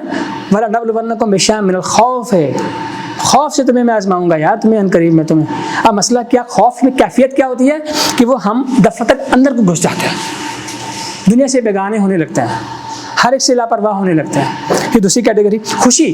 खुशी क्या होती है? खुशी आपको दफ़तन नहीं आती, आहिस्ता आहिस्ता आपके जिस्म पे, शक्ल पे नजर आने लगती है। आपने कोई अच्छी खबर सुनी है तो आपके अंदर आहिस्ता आहिस्ता नफ्स आपका आहिस्ता आहिस्ता उस कैटेगरी में खुशी आती है, वो बाहर को आती है।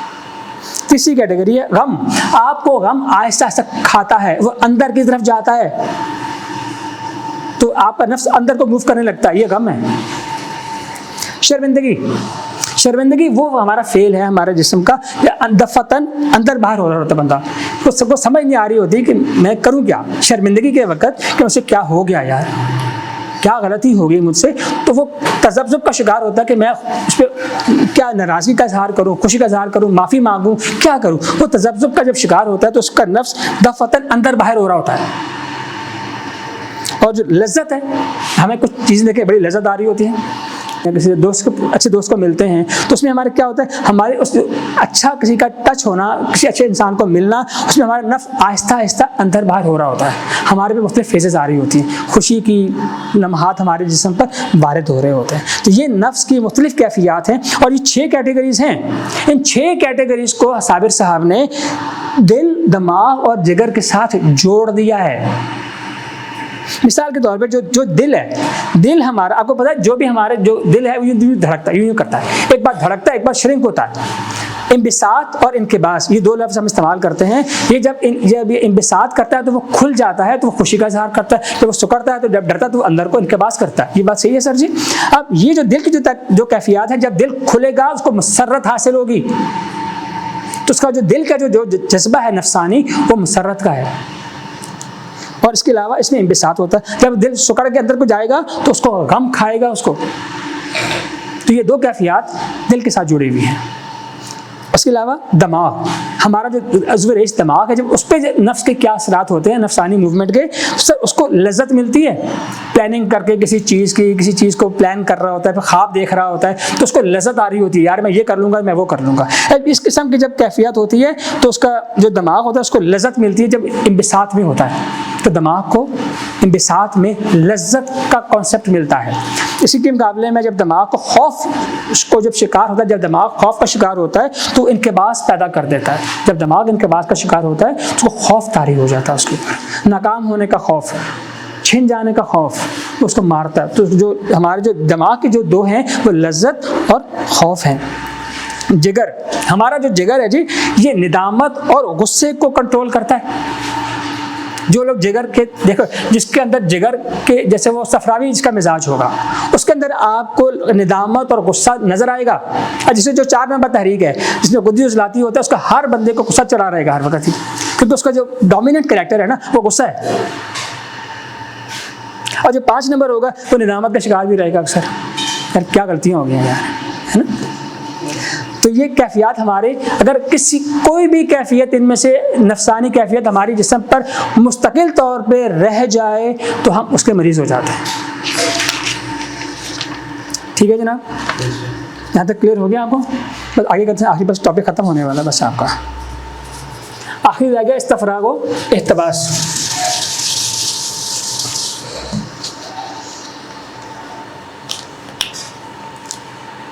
इस्तफराग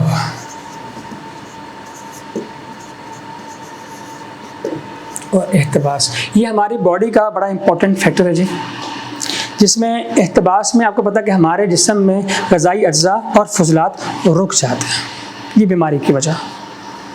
और इस्तफराग ये है कि हमारे जो जिस्म में जिन चीज़ों को रुकना चाहिए उनका भी अखराज शुरू हो जाता है, ये बीमारी की वजह हो जाती है। तो ये बस 2 लफ्ज़ों में इसका टॉपिक इतना ही है फ़िलहाल। अब आप ये देखें असबाब मुमरज़ा हो गए। अब आखिरी बात जो साबिर साहब ने बयान फरमाई है, अच्छा पहले इसको बताने से पहले जब हम इस्तफराग और इख्तबास की बात कर रहे हैं, उसके कुछ वजूहात हो सकती हैं कि एक चीज़ क्यों नहीं जिस्म रोक रहा, ये एक जिस्म इतना ज़्यादा क्यों जाने दे रहा है किसी चीज़ को। ये दोनों इख्तबास और इस्तफराग की वजूहात क्या होती है? तो सर जी वो तकरीबन 6 के करीब वजूहात हैं। पहली वजह यह है कुव्वत मासिका की सख्ती। कुव्वत मासिका वो चीज़ है जो हमारे जिस्म में किसी चीज़ को रोक कर रखने की सलाहियत रखती है। जैसे मिसाल के तौर पे किसी बंदे को पखाना आ रहा है तो वो 15-20 मिनट आधा घंटा उसको रोकने की सलाहियत रखता है। 15 मिनट आप पेशाब को रोक सकते हैं, छींक को आप 1 मिनट भी नहीं रोक सकते।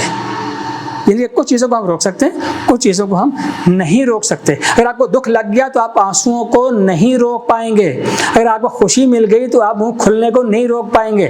तो कुछ चीज़ों पे हमारा कंट्रोल है और कुछ चीज़ों पे हमारा कंट्रोल नहीं है।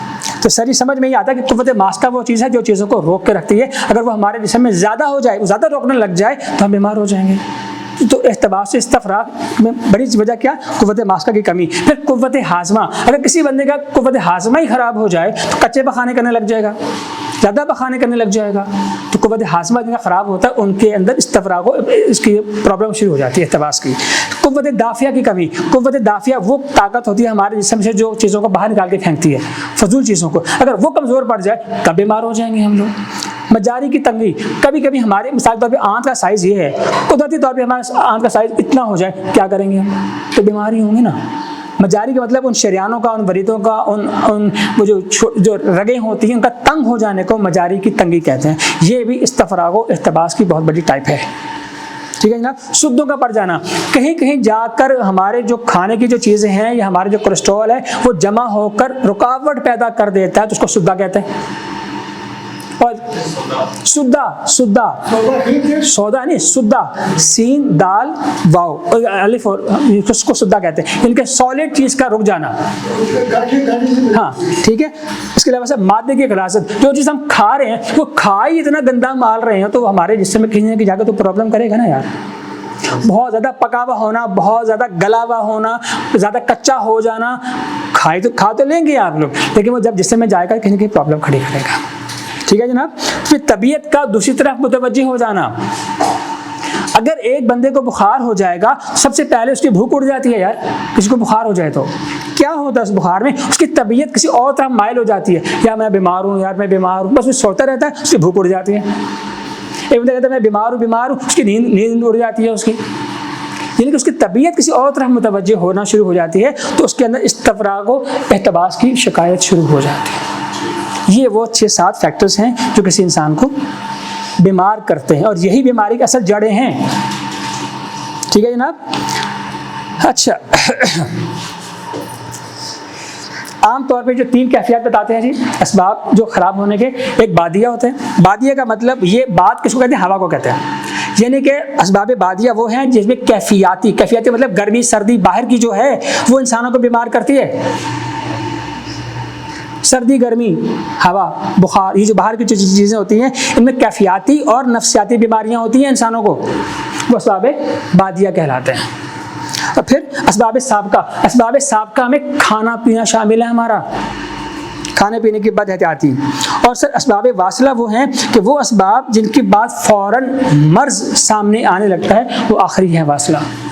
आपको बुखार हुआ, आपने तवज्जो नहीं दी, आपको बदहज़मी हुई, आपने तवज्जो नहीं दी, आपका ब्लड प्रेशर हाई हुआ, आपने उसको तवज्जो नहीं दी, आपको पेशाब 2 दिन से नहीं आ रहा, आपने इसमें तवज्जो नहीं दी, तो वो ऐसे अचानक किसी अमराज की शक्ल में आपके सामने नजर आएगा फिर जिसका इलाज नहीं हो सकेगा।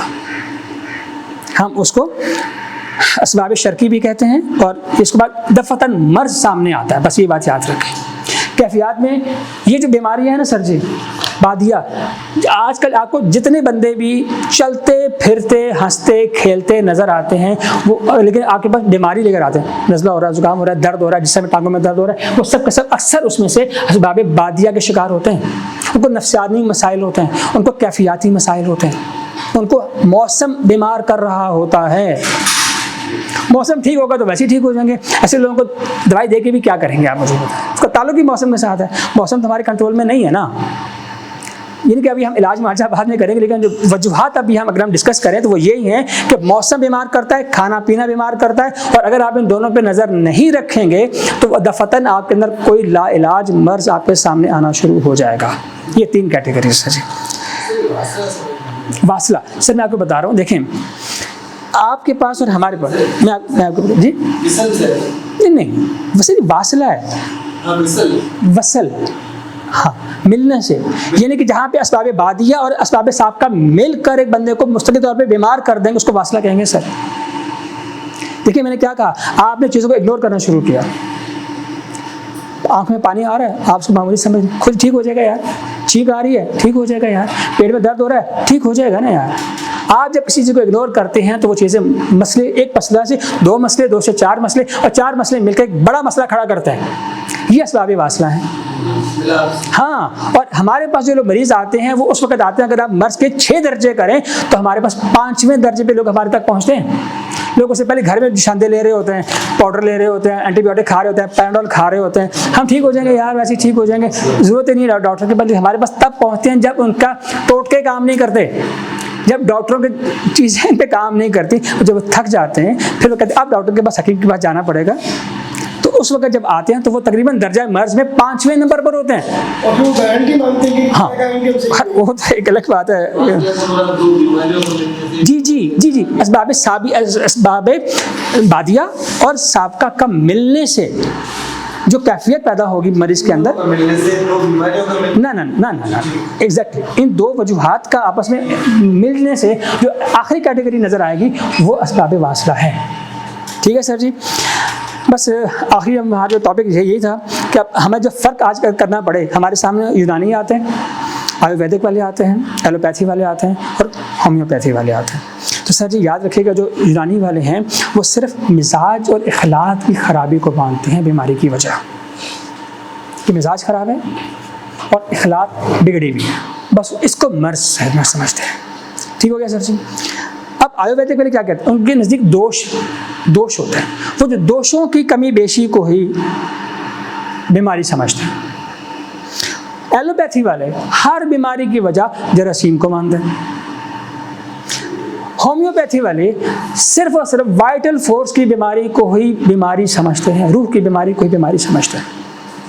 हाँ, रूह की बीमारी को बीमारी समझते, बाकी वो वासला शासला को, वो बादी शादी को वो अहमियत नहीं देते वो।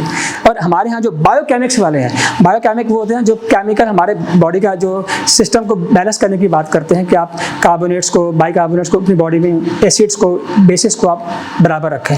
तो ये टेक्नोलॉजी है जो काम करने की, वो सिर्फ सॉल्ट्स पे काम करते हैं, नमकियात पे काम करते हैं बस।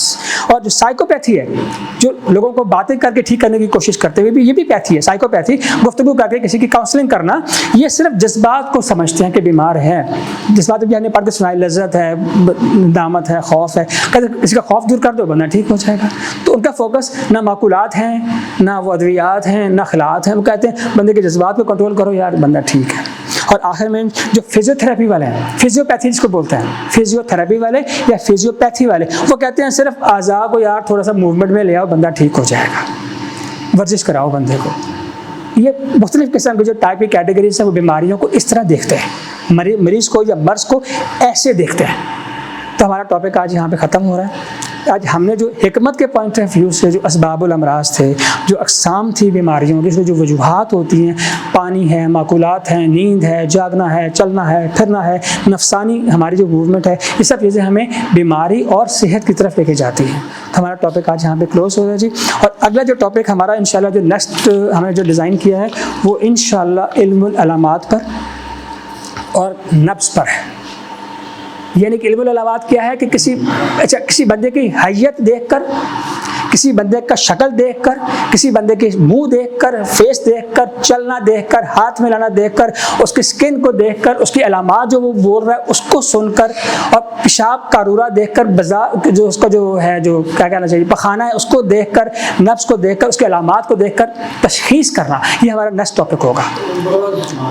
और हमने पूरा प्रैक्टिकली उसको इंशाल्लाह पहले इल्मी तौर पर बयान करने की कोशिश करेंगे कि यार ये चीज़ है क्या, नफ्स की कितनी किस्में हम बयान करते हैं, और नफ्स पे हम बीमारी तक कैसे पहुंचते हैं। इंशाल्लाह ये हमारा नेक्स्ट टॉपिक होगा। आज के लिए इतना ही है। किसी को कोई सवाल करना हो तो वो पूछ सकता है।